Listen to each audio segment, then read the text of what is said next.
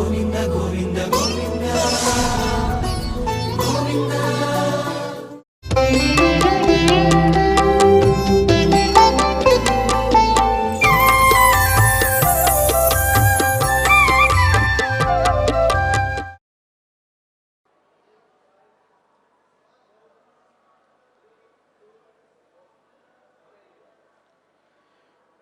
భారద్వాజకులోద్భూతం వేదాంతాచార్యపౌత్రకం సత్యనారాయణసుతం నృసింహగురుమాశ్రయే.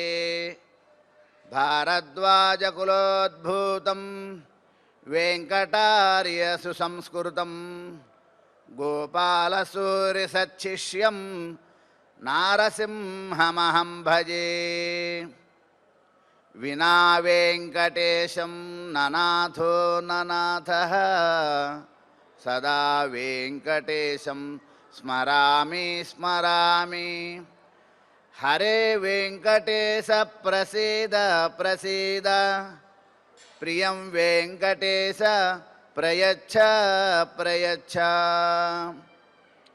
శ్రీ మాధవాంగ్రి జలజద్వయ నిత్యసేవా ప్రేమా విలాసయ పరాంకుశపాదభక్తం కామాదిదోషహరమాత్మపరాశ్రితానాం రామానుజం యతిపతిం ప్రణమామి మూర్ధ్నా. విశుద్ధ విజ్ఞానఘనస్వరూపం విజ్ఞానవిశ్రాణనబద్ధదీక్షం దయానిధిం దేహభృతాం శరణ్యం దేవం హయగ్రీవమహం ప్రపద్యే.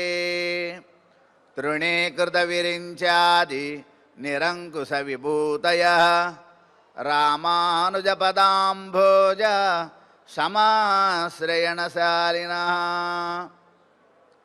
నీళాతుంగస్తనగిరితటే సుప్తముద్బోధ్య కృష్ణం పారార్ధ్యం స్వం శృతిశతశిరసిద్ధమధ్యాపయంతి.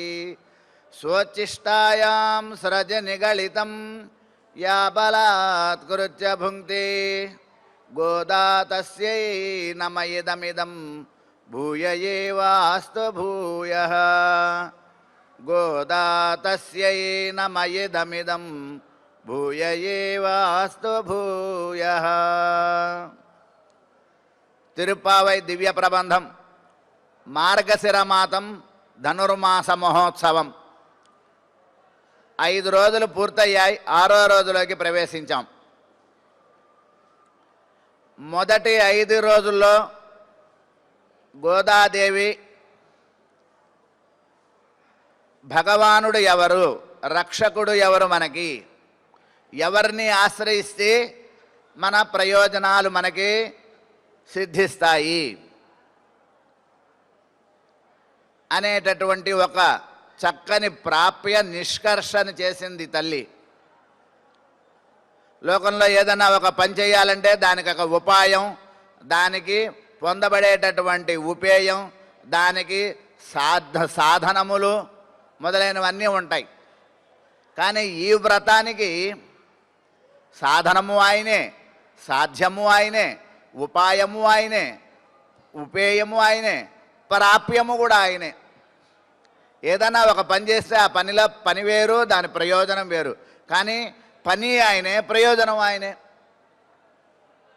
మనకి ఆళ్వార్లు చెప్తారు, అదువం అవనధిన్నరులే, అది కూడా ఆయనే అనుగ్రహమే.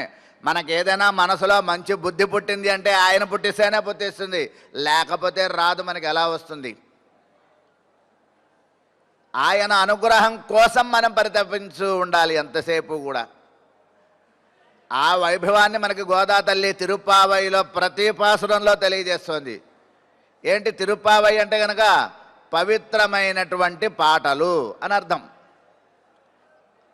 పవిత్రమైనటువంటి వ్రతం. మనం ఎన్నోసార్లు చెప్పుకున్నాం వ్రతం వ్రతం వ్రతం అంటే మనం చేసుకునే వ్రతాలు లాంటివన్నీ కాదు. ఈ వ్రతాలన్నీ కూడా అల్ప సుఖములు ఇచ్చేటటువంటివి. ఇది విలక్షణమైనటువంటి శాస్త్రం. మనకి చెప్తారు పెద్దలు, అసారం అల్పసారం సారం సారతరం త్యజేత్ భజేత్ సారతమం శాస్త్రం. మనం లోకంలో ఎన్నో శాస్త్రాలు తెలుసుకుంటుంటాం. అవన్నీ అసారం, అల్పసారం, సారం, సారతరం అనేటటువంటి వాటితో ఉంటాయి. సారతమమైనటువంటిది ఏది తెలుసుకోవాలో అది తెలుసుకోవాలి. ఆ విషయాన్ని మనకి గోదా తల్లి ఈ 30 రోజుల పాటు ఈ వ్రతం ద్వారా తెలియజేస్తోంది. ఏమిటో వ్రతం చెప్పుకున్నాం. ఏమిటి వ్రతం? భగవానుడు ఎవరో మనకి ముందుగా తెలియజేసింది. పాల సముద్రంలో ఉన్నటువంటి వాడు, అదేవిధంగా పరమపదంలో ఉన్నటువంటి భగవానుడు, పాల సముద్రంలో ఉన్నటువంటి భగవానుడు, అదేవిధంగా అవతారాల రూపంలో మన కోసం వచ్చినటువంటి స్వామి. ఆయన కూడా మనకి తెలియకపోతే అందరి లోపల ఉన్నాడండి స్వామి. అందరి లోపల స్వామి ఉన్నాడు. కానీ ఆయన మనం గుర్తించలేం, అంతే తేడా. ఆయన మనల్ని గుర్తిస్తే ఆనందంగా మన దగ్గర ఉంటాడు. ఆయనను మనం గుర్తించలేదనుకోండి, ఎందుకున్నానురా బాబు అనుకుంటూ ఉంటాడట లోపల. ఎప్పుడు వెళ్ళిపోదామా ఈ శరీరంలోంచి బయటికి అన్నట్టుంటుందిట. కాబట్టి ఆ రకంగా అంతర్యామి రూపంగా ఉన్నాడు. అది కూడా మనకి సాధ్యం కాదు కాబట్టి ఇలా కాదు అని అదిగో స్వామి ప్రత్యక్షంగా మన కోసం అక్కడ వచ్చి నుంచునున్నాడు. కొన్ని వేల కోట్ల సంవత్సరాల నుంచి మన కోసం అర్చారూపంగా వచ్చి నుంచున్నాడు. మనం ఇవాళ కాదు, రేపు కాదు, ఒక నెల కాదు, ఓ సంవత్సరం కాదు, 10 ఏళ్ల తర్వాత వచ్చినా అక్కడే ఉంటాడు మన కోసం. ఎప్పుడు వస్తావా అని ఎదురు చూస్తుంటాడు ఆ స్వామి మన కోసం. దయామయుడు ఆయన, గడ్డగట్టినటువంటి దయ అలా వచ్చి నుంచున్నాడు మన కోసం. మనకు ఆ విషయం తెలియదు. కాబట్టి ఆ అర్చారూపంలో ఉన్నటువంటి స్వామిని ఆశ్రయించాలమ్మా. ఆయన ఎవరైనా మాయనై నన్ను చెప్పింది. ఆయన మాయ అంటే మాయమైపోవటం కాదనుకున్నాం. మాయ అంటే భగవానుని ఒక విచిత్రమైన లీల అని చెప్పారు మనకి పూర్వాచార్యులు. గోదా తల్లి చెప్తోంది ఆయన మాయనై, ఆశ్చర్య చేష్టలు కలిగిన స్వామి. ఎక్కడి వాడో ఆయన వచ్చి ఇక్కడికి వచ్చి నుంచోవటం ఏమిటి? తిరుమలలో ఇక్కడొచ్చి నుంచున్నాడు మన కోసం. ఇది ఆశ్చర్యమైనటువంటి లీల ఆయనది. కాబట్టి ఆయన్ని ఆశ్రయించాలి. అంతా బాగుందమ్మా. నిన్నేమనుకున్నా మనందరం రేపొద్దున శ్రీకృష్ణుడు ఇంటికి వెళ్ళి హాయిగా అతనితో ఆడుకోవాలి అనుకుని తెల్లవారకట్ట అందరం కలుసుకోవాలర్రా అని మాట్లాడుకున్నాం మనందరం. కానీ తెల్లవారింది. కొంతమంది లేచారు, కొంతమంది లేవలేదు. లోకంలో ఒక లోకధర్మం ఉంటుందని మనం అనుకున్నాం. మనం ఒక్కటమే కాదు, మనలాగానే అందరూ కూడా మనలాంటి వాళ్ళే. అదేవిధంగా మనకు ఒక శుభం జరిగితే పక్క వాళ్ళకు కూడా శుభం జరగాలి అనుకోవాలి. ఆ భావన ఈ వ్రతంలో గోదాదేవి చెప్తోంది. భగవంతుని యొక్క విషయానికి నేను స్వామి యొక్క ఉత్సవానికి వెళ్తున్నాను రండి అని తీసుకెళ్ళాలి మనం. వాళ్ళు రారు, అయినా ఎట్టాగొట ఏదో ఒకటి చెప్పి లాక్కెళ్ళాలి. ఎందుకని? భగవంతుని యొక్క అనుగ్రహాన్ని మనం పొందేటప్పుడు నలుగురితో కలిసి వెళ్ళాలి, ఒంటరిగా వెళ్ళకూడదు. శాస్త్రం చెప్తోంది మనకి, ఏకస్వాదున భుంజీత ఏకశ్చార్థాన్న చింతయేత్ ఏకోన గచ్చేదధ్వానం నైకః సుప్తేషు జాగృయాత్. ఒక మంచి మధుర పదార్థాన్ని మనం ఒక్కళ్ళమే తినకూడదు, పక్క వాళ్ళకి పెట్టే తినాలి. అప్పుడే అది పుణ్యం అవుతుంది. లేదు మనం ఎదుటి వాళ్ళు ఉంటే వాళ్ళని చూస్తూ మనం తినేసామనుకోండి, వాళ్ళకి పెట్టకుండా, అది మనం పాపం తిన్నట్టు అవుతుంది అంతే. కాబట్టి ఒక మధుర పదార్థాన్ని ఒక్కళ్ళం మనం మాత్రమే తినకూడదు, ఇతరులకు కూడా పెట్టాలి. అదేవిధంగా ఏకః అర్థాన్ నచింతయే, ప్రయోజనాన్ని ఒక్కడు పొందకూడదు. దీనివల్ల ప్రయోజనం మొత్తం నాకే, ఇంకెవ్వరికీ ఫలం దక్కకూడదు అనుకోకూడదుట. అంతేకాదుట మార్గంలో వెళ్ళేటప్పుడు ఒంటరిగా ఒక్కడు వెళ్ళకూడదుట. అంతేకాదు అందరూ నిద్రపోతుంటే ఒక్కడు మేలుకొని కూర్చోకూడదుట ఎప్పుడూ కూడా. ఇది శాస్త్రం చెప్తుంది మనకి. అట్లా ఆ శాస్త్రాన్ని అనుసరించి గోదా తల్లి ఏం చేస్తుందంటే, ఈ రోజు నుంచి ఒక్కొక్కళ్ళని స్నేహితురాళ్ళు వాళ్ళ ఇళ్ళకెళ్ళి నిద్ర లేపి, నిద్రపోతే ఎట్టాగంటారా లేవంటారా లేవండి అని ఒక్కొక్కళ్ళని నిద్ర లేపుతోంది గోదా తల్లి. కాబట్టి ఈ రకంగా ఒక్కొక్కళ్ళని గోదాదేవి ఈ రోజు నుంచి 10 రోజుల పాటు 10 రకాల మనస్తత్వాలు కలిగినటువంటి స్నేహితురాలని నిద్ర లేపుతుంది ఈ రోజు నుంచి. ఆ వైభవాన్ని మనం ఆస్వాదిద్దాం. ముందుగా పాసుర అనుసంధానం చేసుకుందాం మనం. ఆండాల్ దివ్య తిరువడిగళే శరణం. పుళ్ళుం సిలింబినహాన్ పుల్లరయిన్ కోయిలిల్ வெள்ளை விழிசிங்கம் பேரரவம் கேட்டிலையோ பிள்ளாய் எழிந்திராய் பேயுமுலை நஞ்சுண்டு கள்ளச்சகடம் கலக்கழிய காலோச்சி வெள்ளத்தரவில் துயிலமர்ந்த வித்தினை உள்ளத்து கொண்டு முனுவர்களும் யோகிகளும் மெல்லைய செந்து அரியன்ற பேரரவம் உள்ளம் குளிந்து ஏரோரம் பாவாய். ஆண்டாள் திவ்ய திருவடிகளே சரணம். పుళ్ళుం సిలింబినఘాన్. గోదా తల్లి ఒక స్నేహితురాలు ఇంటికి వెళ్ళింది. తలుపు కొట్టింది. ఏవమ్మా లేవమ్మా అని తలుపు కొట్టింది. తలుపు కొడితే ఆమె లేవలేదు. మళ్ళీ 2 సార్లు తలుపు కొడితే లేచింది ఆమె. ఎవరమ్మా, ఎవరు కావాలి, ఎవరు అన్నదిట. అదేంటి, రాత్రి మనం అనుకున్నాం కదా శ్రీకృష్ణుడి ఇంటికి వెళ్ళాలి అనుకుని, మరి నువ్వు ఇంకా పడుకున్నావేంటమ్మా, లేవాలి కదా, లే అంటోందిట. సరే తెల్లారింది అన్నది గోదా తల్లి. అలాగా తెల్లారటానికి ఏమిటి గుర్తు చెప్పు. తెల్లారిందని నేను ఎలా నమ్మను. లోపల నుంచి ఉండేటువంటి ఆమె బయట ఆమెతో మాట్లాడుతోంది. తలుపు తీయలా మాట్లాడుతుంటాం కదా మనం, తలుపు తీయకుండా ఎవరండి, ఎవరు కావాలి అంటుంటాం మనం తలుపు తీయకుండానే. అట్లా లోపల నుంచి బయట ఆవిడకి అడుగుతోంది. తెల్లారినట్టు గుర్తు ఏమిటి అంటే ఏమి చెప్తోంది. పుళ్ళుం సిలింబినఘాన్. పొద్దున్నే తెల్లవార కట్టే పక్షులన్నీ కూస్తున్నాయి, పక్షులు కిలకిలారావాలు చేస్తున్నాయి అన్నదిట. కాబట్టి లేవండి లేవండి అని మీరు చెప్పటం అనేటటువంటిది ఏందో తెలుసా. ఆ పక్షులేమి లోపల ఏమంటుంది ఇప్పుడు, ఓహో పక్షులు కూస్తున్నాయా, పక్షులు కుయ్యటం లేదు, మీరు లేవండి లేవండి అని మమ్మల్ని లేపడంతో పాటు ఆ పక్షులు కూడా లేపినట్టున్నారు. మీ పిలిచేటటువంటి శబ్దానికి అవి కూడా లేస్తున్నట్టున్నాయి. కాబట్టి ఇది తెల్లవారటానికి గుర్తు కాదు అని చెప్పిందట. అయ్యో అలాగా, సరే అయితే పుల్ అరయ్యన్ కోయిలిల్. పుల్ అరయ్యన్, సరే పక్షులంటే కాదంటున్నావు. పక్షులకి రాజుట ఎవరు, గరుత్మంతుడు శ్రీకృష్ణ పరమాత్మ. వైనతేయశ్చ పక్షిణాం. పక్షి జాతిలో గరుత్మంతుణ్ణి నేనే అన్నాడు శ్రీకృష్ణ పరమాత్మ. కాబట్టి పక్షులకి రాజెవరు, గరుత్మంతుడు అంటున్నారు మనకి ఇక్కడ. కాబట్టి ఆ గరుత్మంతుని యొక్క కో ఇల్, గరుత్మంతునికి అధిపతి ఎవరు, ఆ గరుత్మంతుడు గరుడ వాహనం మీద అధిరోహించే ఆ భగవానుడు ఎవరు, శ్రీమన్నారాయణుడు, శ్రీ మహావిష్ణువు, శ్రీరాముడు, శ్రీ నరసింహస్వామి, వెంకటేశ్వర స్వామి. తిరుమలలో మనకి గరుడోత్సవ వైభవం వాచామగోచరం, నోటితో చెప్పలేం. నభూతో నభవిష్యతి. మనకి తిరుమలలో స్వామివారి యొక్క గరుడ వాహనం యొక్క వైభవం ఎన్నిసార్లు చూసినా మన తృప్తి తీరనటువంటి అతృప్తామృతమైనటువంటి గరుడ వాహన సేవ స్వామిది. మన కోసం వస్తాడండి గరుడ వాహనం మీద. కాబట్టి ఆ గరుడ వాహనం మీద అధిరోహించేటటువంటి స్వామి యొక్క దేవాలయం విష్ణు ఆలయము. ఆ విష్ణు ఆలయంలో ఏం చేస్తున్నారు, వెళ్ళై విళిసింగం పేరరవం కేటిలయో. ఒకనాటి కాలంలో దేవాలయాల్లో పొద్దున్నే శంఖనాదం చేస్తారు. దేవాలయం తెల్లవారకట్ట సుప్రభాతానికి ముందుగా శంఖనాదం చేస్తారట. అది ఆగమ ఆచారం.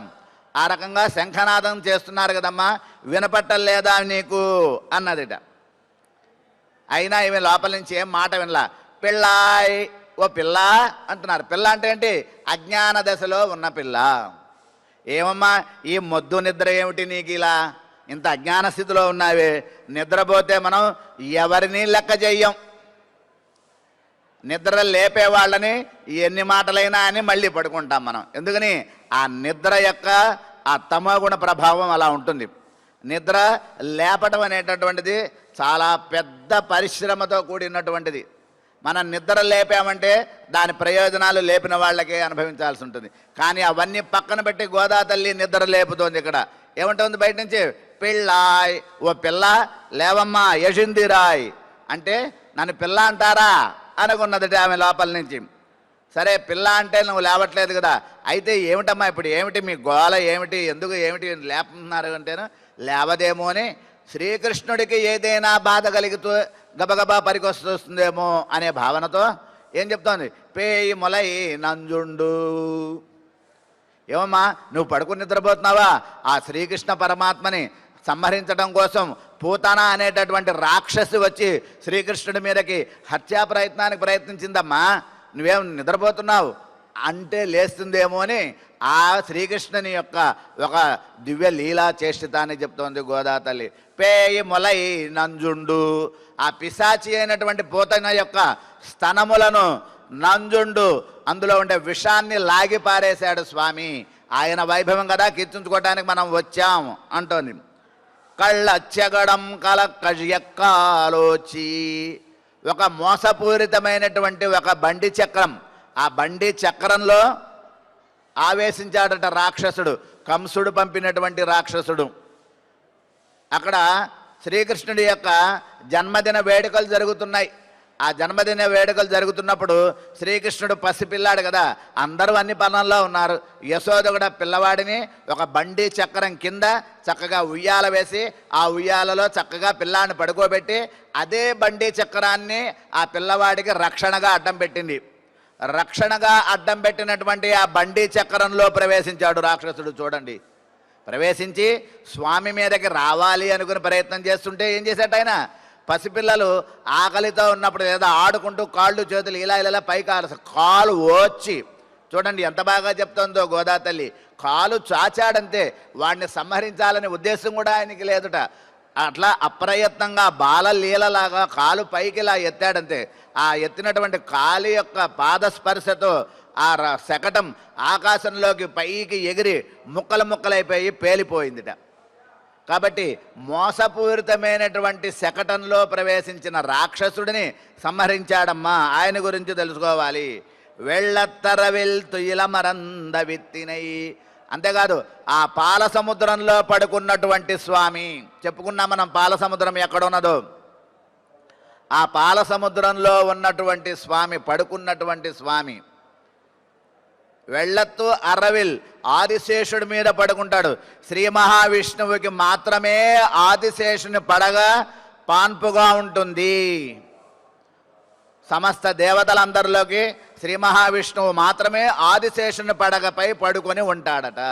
తెల్లని పాల సముద్రంలో అనేక వేల పడగలతో వ్యాపించి ఉన్నటువంటి ఆదిశేషుని యొక్క పడగలపై పడున్నటువంటి స్వామి ఏం చేస్తున్నారు? ఆయన ఆ స్వామి యొక్క వైభవాన్ని ఉళ్ళత్తుకొండు మునివరుగళు యోగిగళు, ఆ భగవానుని మనసులో స్థిరంగా నిలుపుకుని మునులు మహర్షులు యోగులు ధ్యానం చేస్తున్నారు.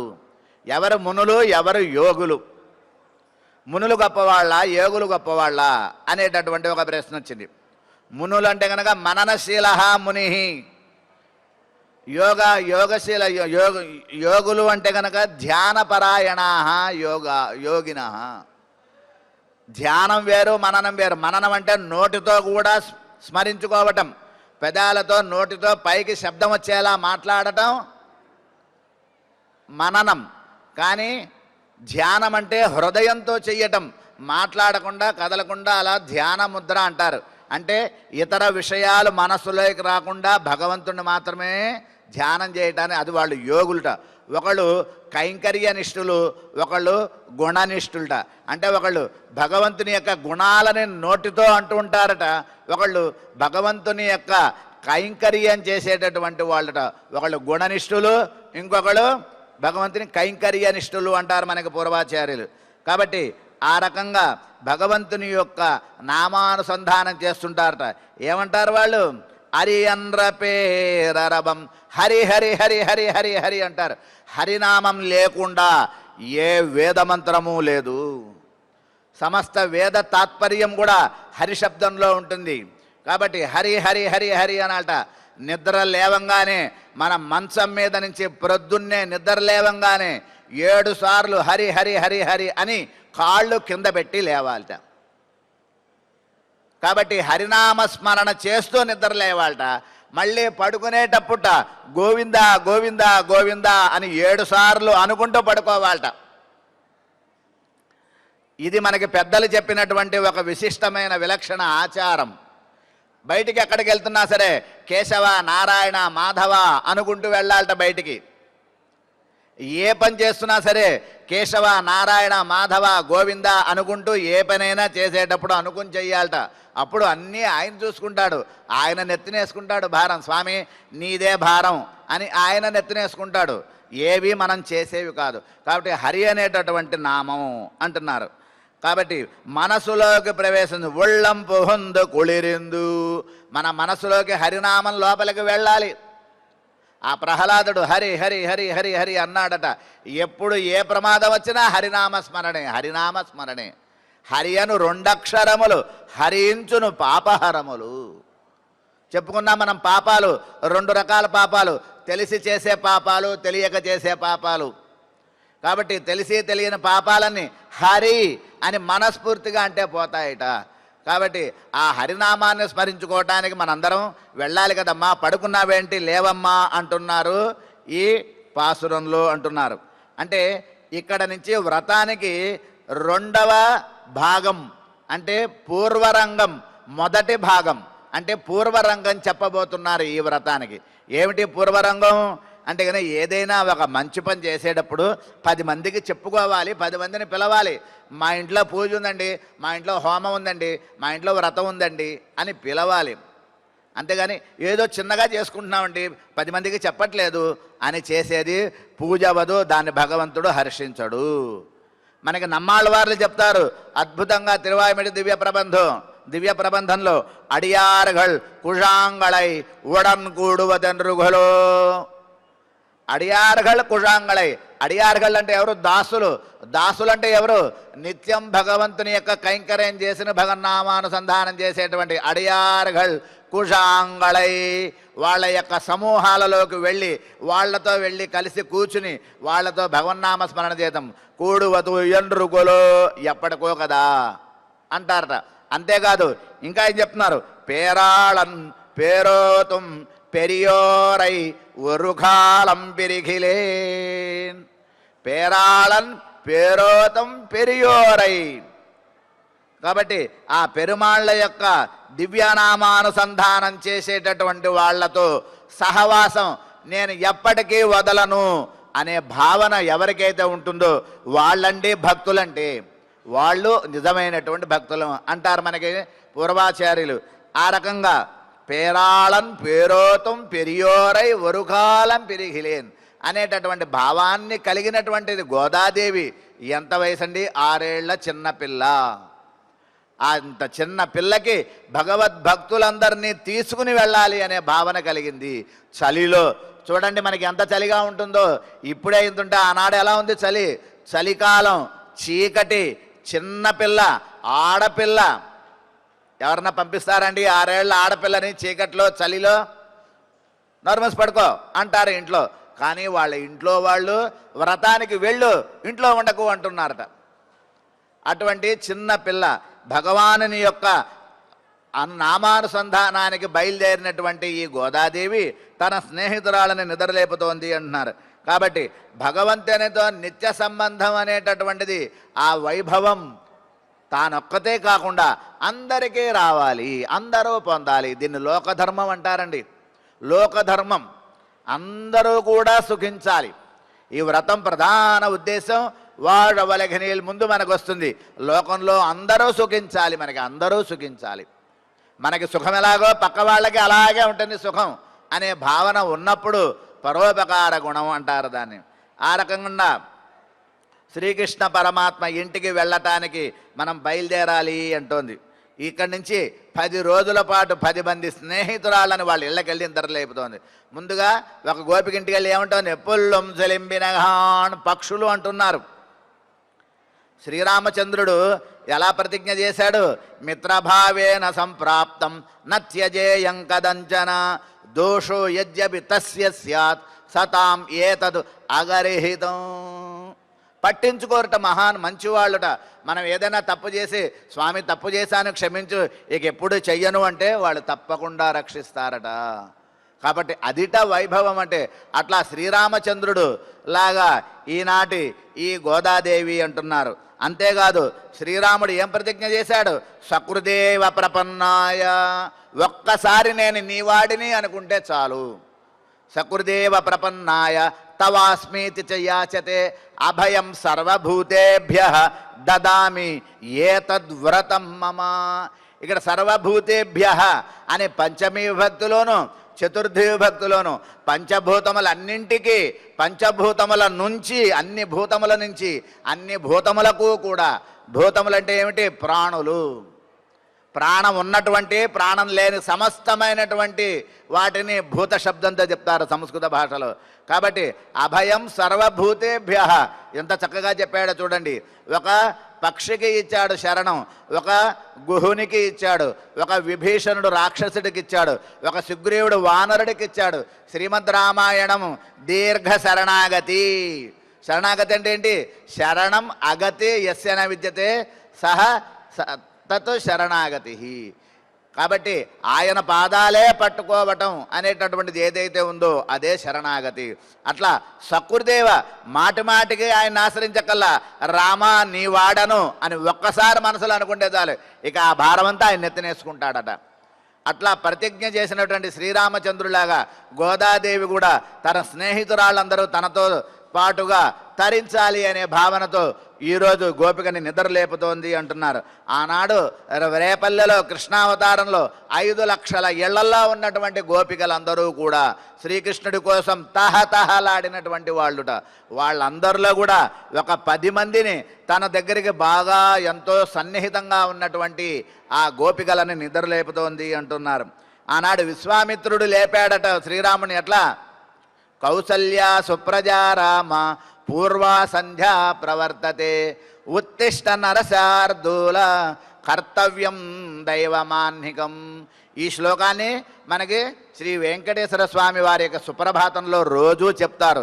ఈ ధనుర్మాసం తప్ప మిగతా సంవత్సరం అంతా కూడా ఇదే శ్లోకంతో ప్రారంభిస్తుంది. ఈ శ్లోకాన్ని ఎవరు చెప్పారు? ఆనాడు విశ్వామిత్రుడు చెప్పాడు. దానిని ఇక్కడ మన సన్నిధిలో శ్రీ మనవాళ మహామునులు భగవద్రామానుజుల యొక్క అపరావతారులు, వాళ్ళు పునరవతారులు. ఆయన యొక్క శిష్యులైనటువంటి ప్రతివాది భయంకరం అన్నన్ అనేటటువంటి మహానుభావులు వారు వెంకటేశ్వర స్వామికి ఒక సుప్రభాతం పాడండి స్వామి అని మనవాళ మహాములు చెప్తే అప్రయత్నంగా ఆసువుగా ఇక్కడ సుప్రభాతాన్ని చెప్పారట వారు మహానుభావులు.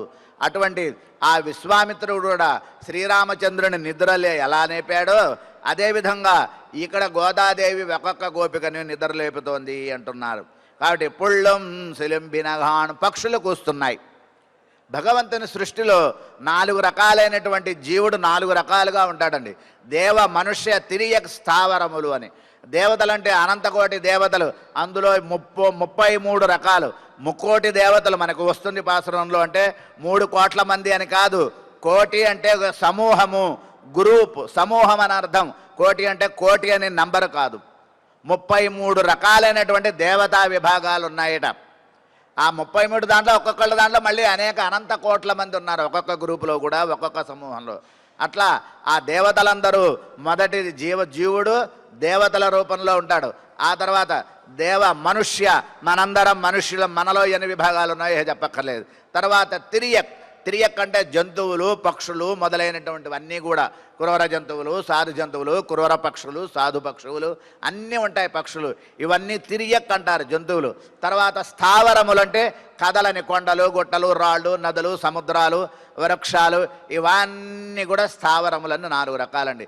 ఈ విధంగా భగవంతుని సృష్టిలో జీవుడు 4 రకాలుగా ఉంటాట. అందులో ఉన్నటువంటి ఈ పక్షులు తిరియక్కులు మళ్ళీ 4 రకాలండి. ఆకాశంలో తిరిగేవి, భూమి మీద తిరిగేవి, నీళ్లల్లో తిరిగే వాటికి కూడా కొన్నిటికి పక్షులని పేర్లు ఉన్నాయి. నీళ్లల్లో తిరిగేవి, భూమి మీద తిరిగేవి, ఆకాశంలో తిరిగేవి, అలాగే నీళ్లల్లోనూ భూమి మీద 2 చోట్ల తిరిగేవి ఉభయచర జీవులు. ఇట్లా 4 రకాలుగా ఉన్నాయట పక్షులు. ఈ పక్షులన్నింటిలో గొప్పదేమిటి? గరుత్మంతుడు. ఎన్నో రకాల పక్షులు ఉన్నాయి. సాధు జీవులు ఉన్నాయి, క్రూర జీవులు. క్రూర జీవులు అంటే ఏంటి? పక్క జీవిని చంపకు తినేవి క్రూర జీవులు. వేరే జీవిని సంహరించి వాటిని తినేటువంటి వాటిని క్రూర జీవులు అంటారు. కాబట్టి ఆ రకంగా కొన్ని క్రూర పక్షులు ఉన్నాయి, సాధు పక్షులు ఉన్నాయి. కాబట్టి ఈ పక్షులన్నింటిలో కూడా గొప్పదేమిటి? గరుత్మంతుడు అంటున్నారు మనకి. కాబట్టి అందులోనూ భగవంతుని సంశ్లేష కోసం ఆళ్వార్లు మనకి ఎన్నో పక్షులని మనకి ఉపయోగించారు అంటారు దివ్య ప్రబంధంలో. శ్రీమన్నమ్మాళ్వార్లు తిరువాయిమిడి దివ్య ప్రబంధంలో, అదేవిధంగా తిరుమంగయాళ్వార్లు పెరియ తిరువిడి మొదలైనటువంటి ప్రబంధాల్లో పక్షులను భగవంతుడి దగ్గరికి దూతలుగా పంపించారండి.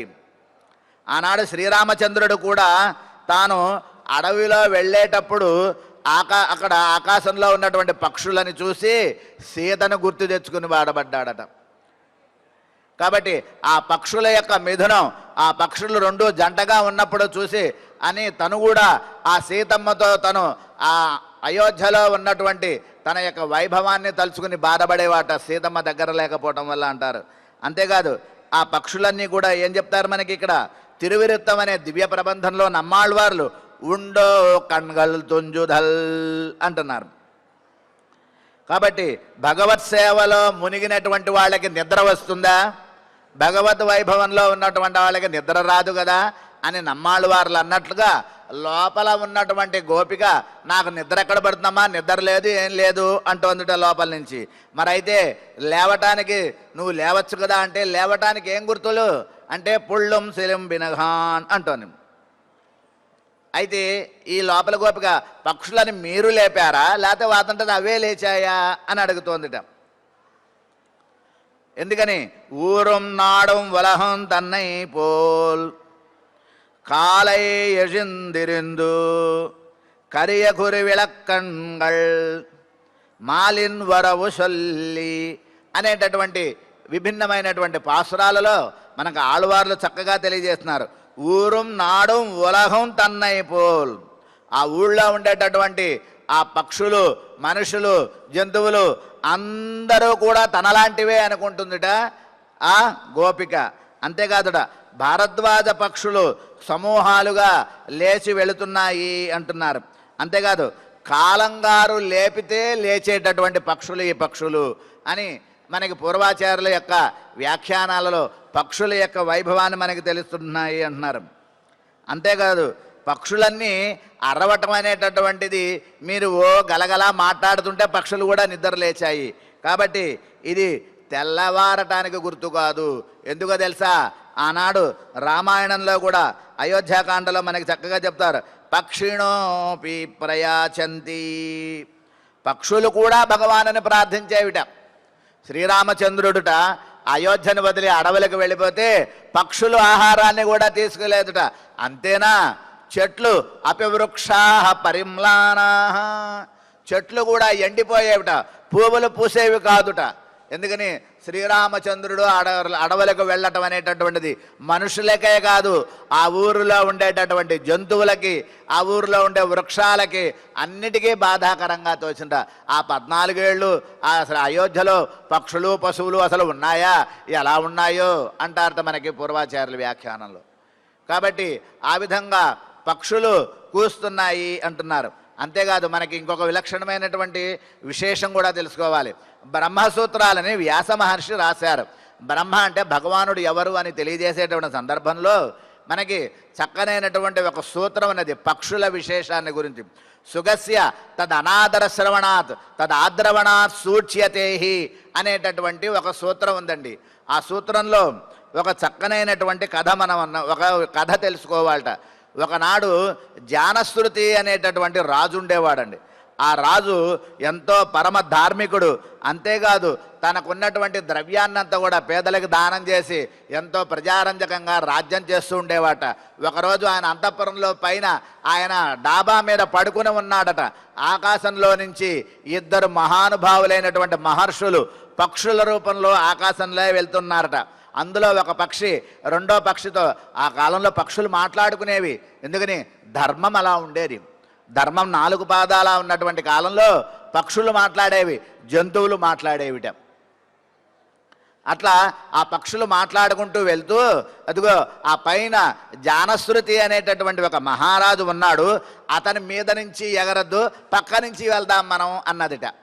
అప్పుడు రెండో పక్షంది, ఈ జానశ్రుతి అనేటటువంటి అతను రైకుడు అంతటి మహానుభావుడా, రైకుడు అనేటటువంటి ఆయనంత గొప్ప పరమధార్మికుడా అనుకుంటూ వెళ్ళిపోయారట వాళ్ళిద్దరు. అప్పుడు జానశ్రుతి మహారాజు, ఓహో నా రాజ్యంలో నాకు తెలియకుండా ఒక మహానుభావుడు, పరమధార్మికుడు, సత్యవంతుడు, భగవద్జ్ఞానం కలిగిన వాడు ఉన్నాడా అని దేశమంతా చాటింపు వేసి వెతకటం మొదలుపెట్టాట. అందరూ వెతుకుతున్నారు కానీ ఎవరికీ దొరకట్లా. చివరికి ఈ రాజు అడవుల్లో ఎక్కడికో పోయి ఒక దట్టమైన కీకారణ్యంలో ఒక చోటుకి వెళ్ళాట. బాగా దాహం వేసి ఒక చోట కూర్చుని ఎక్కడో ఒక చిన్న సరస్సు దగ్గర నీళ్లు దొరుకుతాయి, నీళ్లు దాగి కూర్చున్నట. ఆ సరస్సుకి పక్కన ఒక చిన్న తాటాకుతో ఒక చాలా పాత పడిపోయినటువంటి ఎండిపోయినటువంటి చీకిపోయిన ఒక తాటాకు చిన్న ఇల్లులాగా ఉన్నదట. ఆ తాటాకులో ఒక చిన్న గుహలో ఒక ఆయన కూర్చుని ఉన్నట. బాగా గడ్డాలు మీసాలు బాగా పెరిగిపోయి ఒళ్ళంతా కూడా ఈగలు పురుగులు వాళ్తూ గోక్కుంటూ చాలా చూడటానికి చాలా దుర్భరంగా ఉన్నటువంటి ఆయన్ని చూశాడట. ఈయనే జానశ్రుతి అని నిర్ణయించుకుని, ఈయనే రైకుడు అని నిర్ణయించుకుని, స్వామి దాసోహం స్వామి, నా పేరు జానశ్రుతి అంటారు, ఈ దేశపు రాజుని, మీరే రైకుడు అని విన్నాను అని అన్నాడట.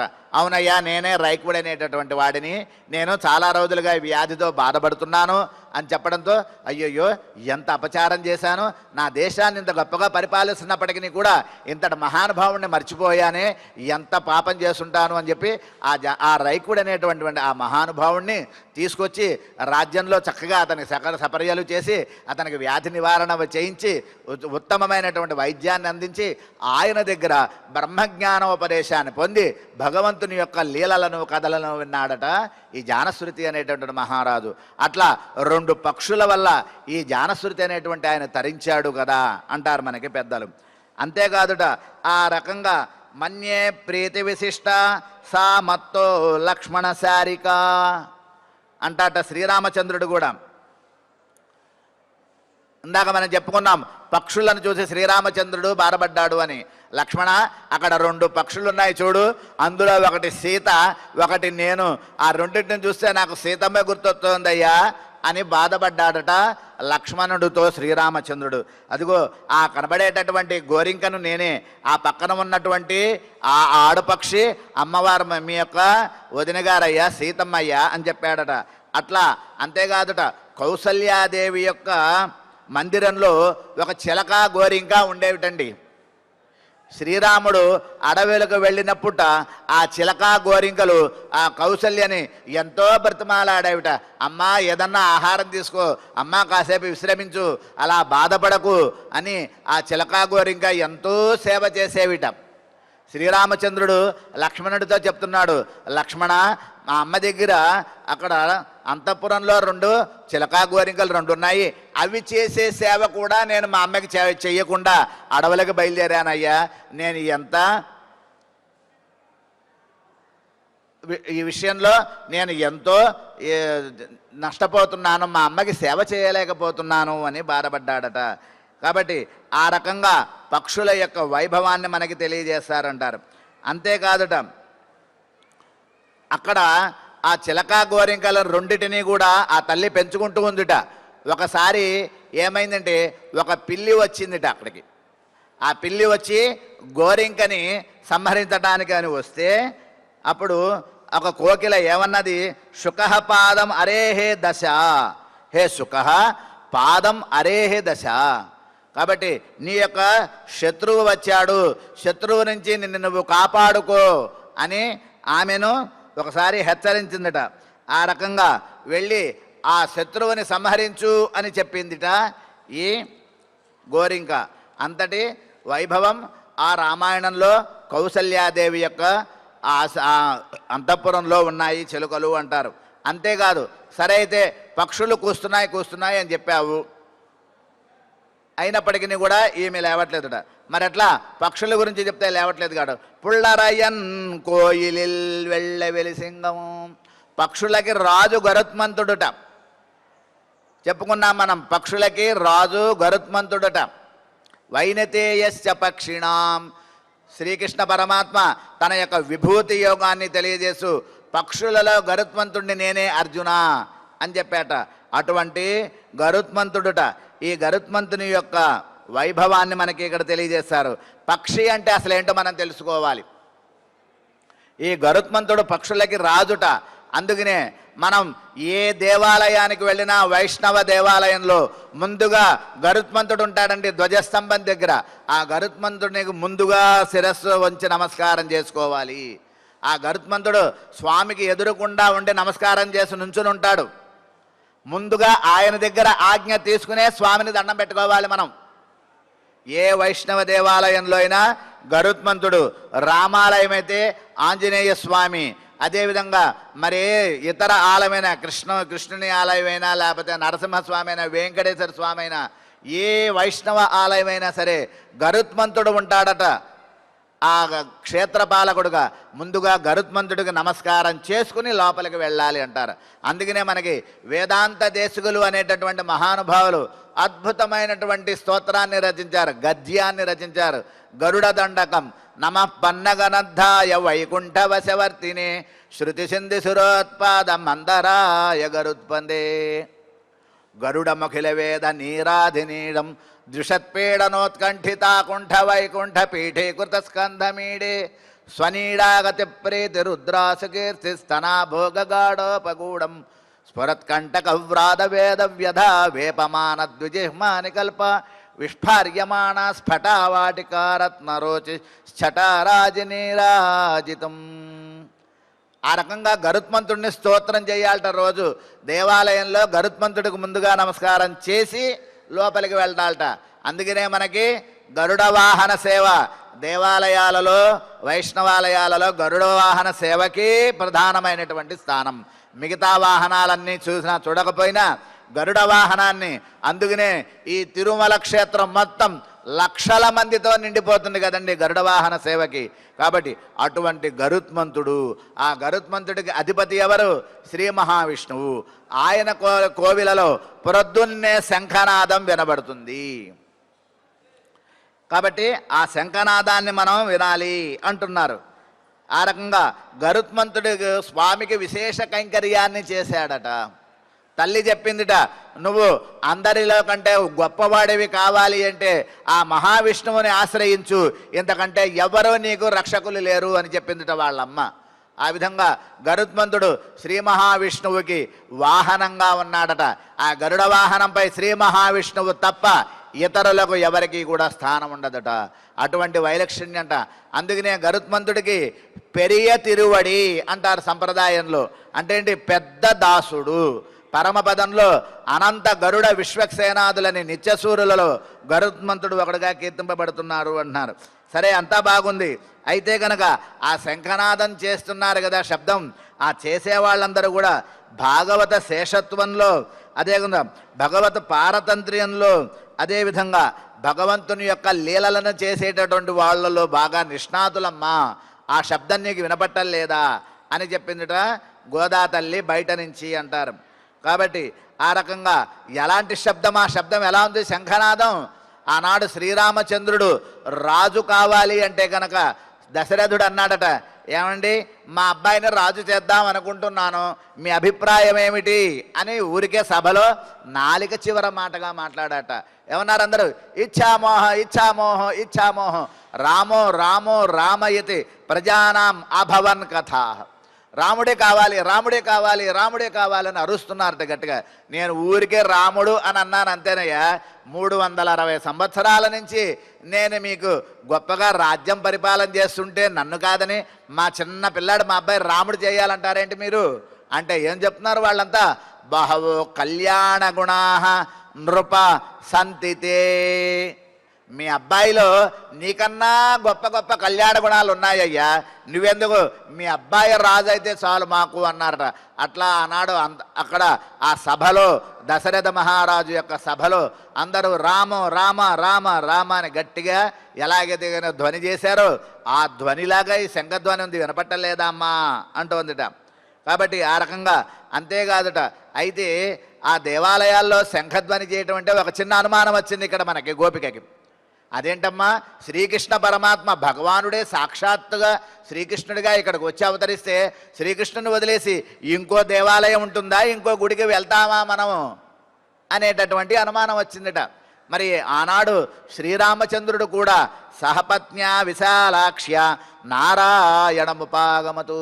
శ్రీరామచంద్రుడు రావణ సంహారం తర్వాత తిరిగి అయోధ్యకు వచ్చాక ఆయన పట్టాభిషేకం చేసే సమయం ముందుగా వశిష్ఠ మహర్షులు మొదల పెద్దలందరూ కూడా, రామ ఒకసారి నువ్వు మీ భార్యతో కలిసి అలా దేవాలయానికి వెళ్ళి అర్చన చేసుకున్నాను రా నాయనా అని చెప్పారట.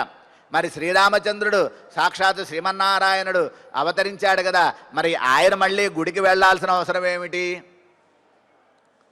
అంటే ఇది ఔపచారిక న్యాయం అంటారంటే, ఔపచారికంగా దేవాలయానికి వెళ్ళటం అనేటటువంటిది శుభసూచకం. కాబట్టి ఆనాడు శ్రీరామచంద్రుడి యొక్క ఎక్కడికి వెళ్ళాట, శ్రీరంగనాథుని దేవాలయానికి వెళ్ళాట. అదుగో ఈనాడు శ్రీరంగంలో మనం సేవించుకునేటటువంటి ఆ రంగనాథుడే ఆ రామచంద్రుడు సేవించుకున్నటువంటి రంగనాథుడు. ఆ రామరావణ యుద్ధం తర్వాత విభీషణుడికి శ్రీరామచంద్రుడు ఇచ్చినటువంటి తన యొక్క తిరువారాధన ఆ రంగనాథుడు ఈనాడు ఆ కావేరీ మధ్యలో వేంచేసి ఉన్నాడు, శ్రీరంగనాథుడు అంటారు మనకి పెద్దలు. కాబట్టి అలా శ్రీరంగనాథుడు భార్యతో దేవాలయానికి వెళ్ళొచ్చాడట.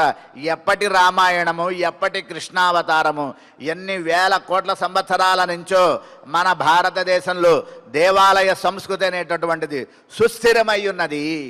ఈ కలియుగానికి మాత్రమే దేవాలయాలు కాదండి, కొన్ని వేల కోట్ల యుగాల నుంచి దేవాలయాలు మన జీవితంలో ఒక భాగం. భారతస్య ప్రతిష్ఠే ద్వే సంస్కృతం సంస్కృతి స్తథా అంటారు పెద్దలు. భారతదేశంలో ప్రపంచంలో భారతదేశానికి గొప్ప పేరు ఉంది అంటే భారతదేశం యొక్క సంస్కృతి ఎక్కడ ఉంది? సంస్కృతి దేవాలయాల సంస్కృతిలో ఉన్నది అంటారు మనకి. ఆ విధంగా భగవానుని యొక్క దేవాలయానికి వెళ్ళొచ్చినట్టుగా ఉంటుంది అంటున్నారు. కాబట్టి గోదా తల్లి నాట్యార్ తిరుమలలో కూడా చక్కగా తెలియజేస్తుంది దాని యొక్క వైభవాన్ని. ఎలా తెలియజేస్తోంది? వెళ్ళై విలిసింగం కైల్ కొండ విమలన్, చేతిలో విలక్షణమైనటువంటి శంఖాన్ని ధరించినటువంటి పరిశుద్ధుట భగవానుడు. శంఖచక్రాలనేటటువంటి శ్రీ మహావిష్ణువు యొక్క అవతారాలకి శ్రీ మహావిష్ణువుకి మాత్రమే అసాధారణమైన చిహ్నములు. మనకి దానికి చక్కగా పూర్వాచార్యులు చెప్తారు. స్తన కేశవతి స్త్రీ రోమష పురుష స్మృత. స్తనకేశములు స్త్రీకి ఎలా అసాధారణ ధర్మములో, రోమములు శరీరం అంతా రోమములు ఉండటం పురుషుడికి ఎలా అసాధారణ ధర్మాలో, అదేవిధంగా శంఖచక్రములు శ్రీ మహావిష్ణువుకే అసాధారణ ధర్మాలట. కాబట్టి ఆ స్వామి యొక్క ఎడం చేతిలో ఉన్నటువంటి శంఖంతో ప్రకాశించేటటువంటి విమలుడు అంటుందట. ఈ శంఖం గొప్పతనం ఏంటండి అంటున్నారు మనకు పూర్వాచార్యులు. శంఖం ఎంత అదృష్టం అండి! శంఖాన్ని ఉపయోగించాలంటే స్వామి దగ్గరికి తీసుకుంటాట. స్వామి యొక్క అధరపానాన్ని, శంఖం ఊదాలంటే దగ్గరికి తీసుకోవాలి. శంఖనాదం చేసేటప్పుడు స్వామి అధరపానం చేస్తుందట శంఖం. మరి సుదర్శన చక్రం ప్రయోగించాలంటే చెయ్యి దూరంగా ఇలా అంటాడు, అంటే శంఖం స్వామి నుంచి దూరం వెళ్తుంది. చక్రం శంఖం దగ్గరగా స్వామి దగ్గరే ఉంటుందిట తన పని చేసేటప్పుడు. అందుకనే చెప్తారు పూర్వాచార్యులు చమత్కారంగా శంఖ చక్రములు అన్నారు, చక్ర శంఖములు అనలేదు. శంఖ చక్రం, శంఖం అదృష్టంట స్వామి యొక్క అధరపానం చేస్తుంది కాబట్టి అంటారు. ఆ రకంగా భగవానుని యొక్క శంఖ చక్రములు అంటున్నారు మనకి. ఆ రకంగా అయినా లేవట్లేదు. అలా చెప్పిన పిల్లాయ్ అంటాను. ఓ పిల్ల, పిల్ల అంటే అజ్ఞాన దశలో ఉన్నటువంటి పిల్ల. ఇన్ని చెప్పినా కూడా లేవట్లేదేంటమ్మా అంటున్నారు. అయ్యో ఉన్నట్టుంది అలా అంటావేంటమ్మా పిల్లాయి అంటావు? నాకు కూడా భగవానుని యొక్క కైంకర్యాన్ని చేసేటటువంటి భగవన్నామానుసంధానం చేసేటటువంటి వాళ్ళ గోష్ఠిలోకి రావాలనే నాకు కూడా ఉన్నది. ఏమిటది? అడియార్హళ్ళు కుషాంగళై వడన్ కూడవతన్రుగలో, ఆ భాగవతుల యొక్క నిత్య గోష్ఠిలోకి ఎప్పుడు చేరాలని నాకు తహతహగానే ఉంటుందమ్మా. అయితే ఈ రకంగా మనం భగవానుని యొక్క స్మరణ చేయటం ఎలాగూ అంటే కనుక చక్కగా తెలియజేస్తుంది. ఏమని? పేయి ములై నంజుండు, ఆ పూతన యొక్క స్తనాన్ని సంహరిత పాలను త్రాగుతూ విషాన్ని కూడా లాగి సంహరించినటువంటి కృష్ణుని వైభవం. శ్రీకృష్ణ పరమాత్మని సంహరించడానికి కంసుడు పంపినటువంటి ఒక రాక్షసి పూతన. ఆ పూతన ఏం చేస్తుంది? అందమైన స్త్రీగా వచ్చి శ్రీకృష్ణ పరమాత్మకి ఆ రోజుల్లో ఎవరో ఒకళ్ళు అలా ఇంటికి వచ్చి, తన తల్లే కాదు ఎవరో ఒకళ్ళు ఇంటికి వచ్చి బుజ్జగించడం, ముద్దులు పెట్టడం అలా చేస్తూ ఉండేవాళ్ళట. ప్రతి వాళ్ళు రావడం, ఒక పట్ట కృష్ణుని ఎత్తుకోవడం, ముద్దులు పెట్టడం, మళ్ళీ పడుకోబెట్టడం. వాళ్ళు వెళ్ళంగానే మళ్ళీ కృష్ణుని యశోద లోపలికి తీసుకెళ్ళి మళ్ళీ ఒక పట్టు మొహం కట్టడం, ఒక పట్టు పౌడర్ రాయటం, మళ్ళీ కాటుకు పెట్టడం, మళ్ళీ మేకప్ వేసి మళ్ళీ పడుకోబెట్టడం, మళ్ళీ ఇంకా ఆవిడ రావడం, కాసేపు పాలు ఇవ్వడం, మళ్ళీ పడుకోబెట్టడం. అలా చేసేవాళ్ళండి శ్రీకృష్ణుని కోసం. ఆ రేపల్లలో ఆనాడు అలా ఉండేవాళ్ళు. ఆ మిషతో వచ్చినటువంటి ఈ పూతన వచ్చి ఏం చేస్తుంది, ఆ గదిలోకి తీసుకెళ్ళి పాలు ఇవ్వటం మొదలుపెట్టింది. ఎప్పటి వరకు స్త్రీభావంతో ఆమె స్తన్యం నుంచి పాలు వస్తున్నాయో అప్పటి వరకు శ్రీకృష్ణుడు పసిపిల్లవాడి భావనతో పాలు త్రాగాట. పాలలో ఎప్పుడైతే రాక్షస భావాన్ని పెట్టుకుని విషం ఇవ్వటం మొదలుపెట్టిందో ఈయన భగవతత్వాన్ని బయటకు తీసి ఆమె పాలతో పాటు విషంతో పాటు ప్రాణాలను ఒకేసారి లాగేశాట. ఒక పెద్ద పర్వతం విరుచుకుపడినట్టు పడిపోయి చనిపోయిందిట ఆ రాక్షసి. ఓ పెద్ద పర్వతం మీద ఒక చిన్న అందమైనటువంటి పుష్పము వలె పడుకుని ఉన్నాడట స్వామి. కాబట్టి పాలు ఇస్తున్నంతసేపు స్త్రీభావం కలిగి ఉన్నంతసేపు ఇతను పిల్లవాడిగా ఉన్నాడు. ఎప్పుడైతే రాక్షసావేశంగా మారిందో విషంగా ఇవ్వడం మొదలుపెట్టిందో అప్పుడు ఆయన పరాత్పరుడు భగవానుడిగా భగవతత్వంతో తన యొక్క నిరంకుశ స్వాతంత్ర్యంతో పాలు విషము ప్రాణాలు మూడు కలిపి లాగేశాట బయటికి ఆమెని. అటువంటి ఆ వైభవం చెప్తారు. ఈ సమస్తమైన ప్రకృతి కూడా ఒక పూతన లాంటిది. ఈ పూతన యొక్క స్తనములు 2 స్తనములు ఉన్నట్లుగా ఈ ప్రకృతిలో మనందరికీ ద్వంద్వములు ఉన్నాయి. రాగద్వేషాలు, సుఖదుఖాలు, అహంకార మమకారాలు, కామక్రోధాలు, లోభమోహాలు. ఈ రెండిటితో ద్వంద్వములు అంటారు. వీటితో పడి కొట్టుకుంటున్నాం మనం. ఎప్పటికీ ఆయన తెలుసుకోలేము. ఇలాంటి గాథలు తెలుసుకుంటే అవన్నీ తెలుసుకోగలం అంటారు మనకి పెద్దలు. అంతేకాదుట కళ్ళ చెగడం కల కజియక్కాలో వచ్చి ఏ బండి అయితే శ్రీకృష్ణ పరమాత్మకి రక్షకంగా ఉంటుందని అమాయకురాలని యశోద పిల్లాన్ని పడుకోబెట్టి వెళ్ళిందో అదే బండి ఆయనకు ప్రాణహానికి కారణమైనటువంటిది. అసురావేశం చూడండి, ఏ రూపంలో రాక్షసులు వస్తారో తెలియదు. అంత భయంకరమైనటువంటి జీవితాన్ని బాల్యంలోనే గడిపాడండి స్వామి. ఎందుకు ఆయనకి బాధలు అంటే ఆశ్రిత వాత్సల్యంట. తనను ఆశ్రయించిన వాళ్ళ కోసం ముందు పాసురాల్లో ఆశ్రిత వాత్సల్యం గురించి వస్తుంది. పుల్లం సెలెంబిన హాన్ అంటున్నారు. కాబట్టి ఆ రకంగా ఆ శకటాసును సంహరించినటువంటి ఆయన. అంతేకాదు హరి హరి హరి హరి అనేటువంటి పేరు మనం నిరంతరం స్మరించుకోవాలి అంటున్నారు. మునులు యోగులు ఒకళ్ళు కైంకర్యపరులు అనుష్ఠానపరులు అంటున్నారు మనకి.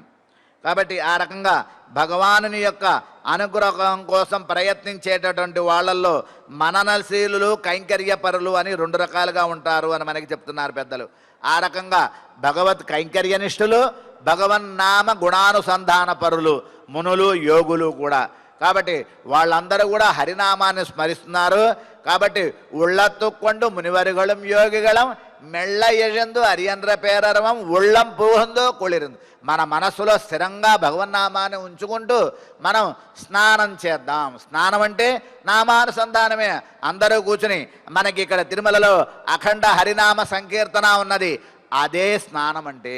అట్లా నిత్యం హరినామాన్ని స్మరించేటటువంటి విలక్షణమైన క్షేత్రం మన క్షేత్రం.